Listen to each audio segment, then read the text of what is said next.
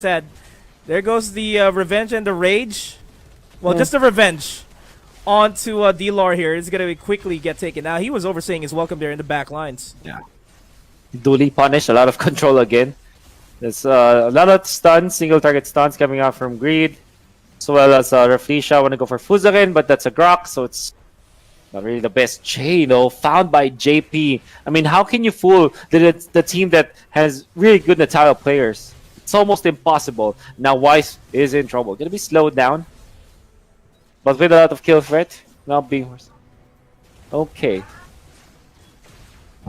Oh, they're gonna be trying out to steal this turtle from Sunsparks. Fuzakin waiting for the right opportunity. Will not be charging up the power of nature. Goes for the barrier. But I don't think it's gonna be enough. He's gonna be soaking up a lot of damage onto KelVJ. Yep. Sorry, just some issues that I have to face, but nevertheless, we're back. So this is what we're seeing again from Sunsparks. You always feel like OnicPh are having like better control of the game, and then all of a sudden Sunsparks just starts around with one good team fight. It happens almost always later than what is happening now, but that is such a crucial pickups coming up from Sunsparks that now they're getting, because it also allows KelVJ to be now aggressive. With the help of the Popol and Koopa, they're gonna be able to push so much. There's such an aggressive flicker in there from Greed, but maybe it's just for zoning, as they were just wanting to push the turret onto the bottom lane anyways. Yeah, good decision there on the flicker. It's not a wasted flicker because they did manage to convert it into an objective. And with that being said, Renzio is going to be completely bursted out here by this 3-man rotation here over the top lane. Mid lane, though, is where the action is at. Goes for the one charge, secures JP. And JP will not be available to fight here. Guardian's barrier to deter any pushes from happening. Again, and a bit of a sandwich here as a maximum charge takes down Fuzakin. And OnicPh, they're really out for blood here, looking for kills. And they're going to be disengaging. And KelVJ is this is what we saw during the finals of MPL Season 5. The positioning coming out from KelVJ's Kimmy. Imagine a lot of jumpers coming out from OnicPh. There's Dilar, there's the Unstoppable Force, there's like Falling Star Moon, and they have all the initiation in the world, but KelVJ doesn't even need to pop the flicker. Not even touched. And I think that's massive. Although, I would say, very big victory, though, for OnicPh. Very big victory from OnicPh, and it's 1,000 gold lead by them, and they managed to secure two turrets over at the top side. So free reign all over this turtle that's spawning in a few seconds. But I don't think Sunsparks is going to be letting go of that, because KelVJ will need that turtle buff in order for them to start shoving out this mid lane. There goes the burst out by Jay. Jay kind of greedy there. Did not have to go for that fight, but it is a trade for a trade here. A kill for a kill, but it is a 1-for-2 trade. And Sunsparks still coming out on top there. Kind of detrimental for Jay to dive in straight. They're trying to assassinate KelVJ while KelVJ was properly protected by Greed and JP. So weird. Actually, Jay went for the Bayaknu. Jumps once again. There's the follow-up ejectors. They want to go for the Popol and Koopa. And some mission accomplished for OnicPh. Well done. Nice assassination in front of the king. They want to secure this turtle area as well. They don't have nobody has retribution, but it will be taken by KelVJ, though the better taker in there as they take down the Cho. Fuzakin with the initiation. Only Cho the Guardian's barrier. Really? Good block coming out from Fuzakin as he stops Renzio from the jump, and now KelVJ challenged by Jay. Jay trying to evade some of those shots coming from KelVJ, will be able to do so. Greed just respawned and just went into the fray, will be taken out. Weiss is safe even after a very good lockdown with the ultimate from KelVJ. Now you can see the tables have turned. OnicPh not committing the mistakes anymore and getting the better clashes. This is what we expected from OnicPh during the start of this series, and they're finally showing up. Very good. Just like what you said, that was a very good wall off by Fuzakin. Quickly converted it into 4 kills onto the side of OnicPh. And you can never ask for anything better than that Even though the turtle was secured by Kimmy and Kimmy was left alive, Kimmy won't be able to push out because she is such a vulnerable hero that even a Jawhead can pretty much take her on 1v1. What more with this entire OnicPh lineup that's just breathing down her neck. Breathing down her neck, indeed. It's how do I say this? It's more of a mental battle than it is of the in-game mechanics that you're having troubles with the Natalia. That we always say that KLVJ, one of the better hero players to do so, to play the Kimmy. It's one thing to survive all of those initiations from day, but also one thing to not be able to farm because of it. Flicker versus Flicker battle, as the show is gonna be eliminated. Yeah, and in comes, okay, nice dash out from KLVJ as they run away from Iyaknu. But Nomad, so many good dashes in initiation, just nobody died in that specific clash. Yeah, a lot of skills being expended, but it doesn't matter. Cooldowns are quite fast. Jay's gonna be in the back line trying to once again assassinate KLVJ. No, those are not good calls by Jay. That might just be the way that Sunsparks might turn the tides here. I mean, I get that Jay can pretty much almost do a full combo onto KLVJ and he falls down, but Yeah. when KLVJ is protected by this greed, this Popol and Koopa that can really shut him down as soon as he shows himself, and Rafflesia as well on this Kufra, there's no way that he's gonna make it out alive there with a kill. Yep, Fuzaken having to use the ultimate because of that. Nice Guardian's Barrier though, just so to make sure that their retreat will be complete.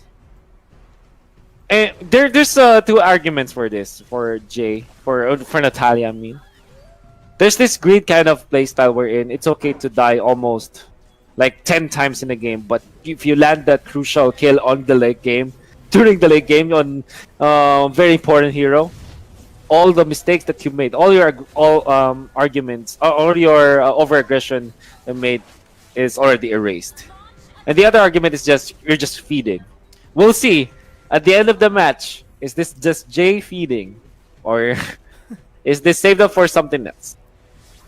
I mean, Jay is still proving to be a valuable member here with just being able to be a walking ward, so to speak.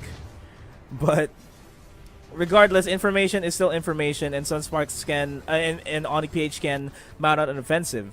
With that being said, looking at how the gold is working for OnicPh, it's really almost a one-sided game for them. Well, but this is still Sunsparks. Yeah. And you can't blame me from feeling like this. I mean, you have to understand, to all of our viewers out there, you have to understand that we've watched so many Onic versus Sunsparks games that Sunsparks are always winning even when they are behind. That's one thing that you should understand. This is a lead that was well established by OnicPh, but it doesn't mean a thing until the last HP falls. And that's one thing that we should be looking at. I would say though, so many good stuff already for OnicPh. Iyaknu is doing great, 1-0 and 5. Wise is also doing great. And Fuzaken is playing so comfortably with this Grok. And this Grok onto Fuzaken, we've seen this time and time again, very effective Grok player. Would argue better than some of the other Grok players that we have in the MPL-PH.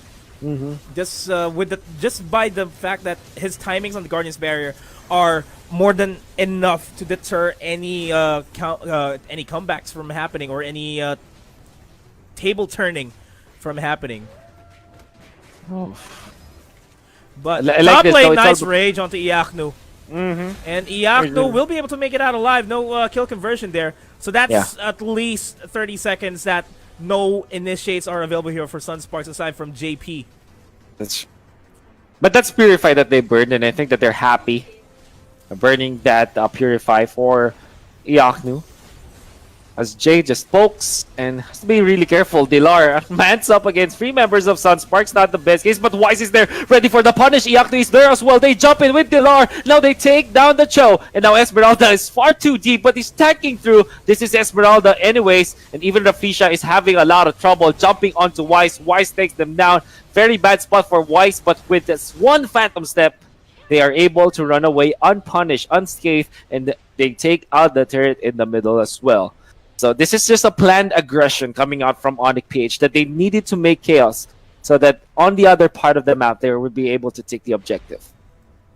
Speaking of objectives, that is the Lord being eyed out by OnicPh in order for them to at least deliver the finishing blow. But just like what Wolf said, it ain't over until the base is gone, because right. we saw this during MPL Season 4 where Sunsparks were losing in the grand finals, but they managed to make it out alive last minute. There goes the wild charge though by Fuzaken, and he manages to survive against 5 members here of Sunspark, and he hurts. Nice Guardian's Barrier. Jay will try to assassinate KLVJ once again, but he's not gonna be making it. Oh! No words to describe that. Timing from Wise. Jay gonna be punished because of this. The jump in that they want to go for the kill onto Wise. Wise stacks through and will be shut down, but Iacno now comes. Falling Stormwind onto 3 members. No kill just yet as Dilar as well as this Iacno. Esmeralda doesn't want to really dive the turret in there. Inhibitor onto the bottom lane as Dilar just chases JP. It's gonna be the robot versus the Kung Fu guy, but Iacno gonna be juggling 3 members now with all the shields that she has now. Esmeralda tanks through, still survives now. Nice kiting from Greed, as a lot of members from OnicPh were again punished. And this is a problem though. Lord has spawned. Wise, Jay, and Iacno, they're still down. This is... If this keeps happening for OnicPh, where they're not getting any positive trades, it may feel like Sunsparks might get a 2-0. Well, that's right. They're giving away free kills. Jay is... I don't know what Jay is doing. I'll be honest with you there. It's really not characteristic of this Jay player. And as I say that, Sunsparks going in for the... Well, Onyx tried to go for a counter initiate there. HP's dropping low. Fuzaken gonna try to chase up. Guardian's Barrier available. It's going to be expended. No wild charges expended just yet. And this is going to be forcing Sunsparks back. And that is another great Guardian's Barrier. It's just going to be Raflisha available in the front lines here to try to steal this. Jay No on the back lines. Oh, there you go. The kill onto the Kimi. But that is such an overextension, though, from the side of the Kufra. But it's just a Kufra. Maybe he's just doing his job. But the Lord is now taken once again by OnicPh. Jump from JP, but going to be punished by Iacno as well as Wise. Dilar in there as well. And it seems to be over. You know what? I'm just gonna say, Jay, again, it doesn't matter how many deaths you get as a Natalia. If you let the crucial kill, the last possible clash, you will win it for your team. And that's what he did against KLVJ. Now Regio gonna be pummeled down by Iacno and the gang, as Wise is hurting too much with this carry. And they take them out, all of them, including the base Nomad. So they take game 2. And the series is now tied up 1-1. And that is how I want to see Onyx play this game. Like, without a shadow of a doubt, that is textbook OnicPh that we're all used to, and that